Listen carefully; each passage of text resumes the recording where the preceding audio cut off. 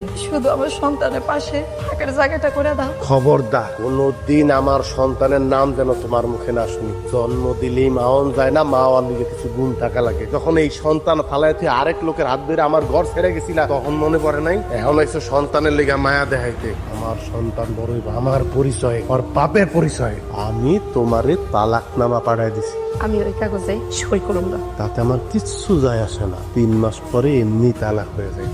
ভুলেও কোনোদিন আমার সন্তান, আমার পরিবার অথবা আমার আশপাশে আসার চেষ্টা করবে না, যদি মিনিমাম লজ্জা থাকে, যদিও সেটা তোমার নাই। বেহায় কি ভাবছো এত সহজে আমি তোমার ছাইড়া দিব? তুমি ছাড়া হন আমার কোনো গতি নেই।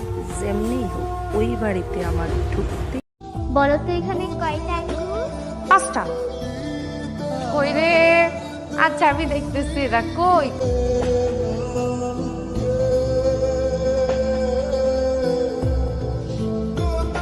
মাশাআল্লাহ।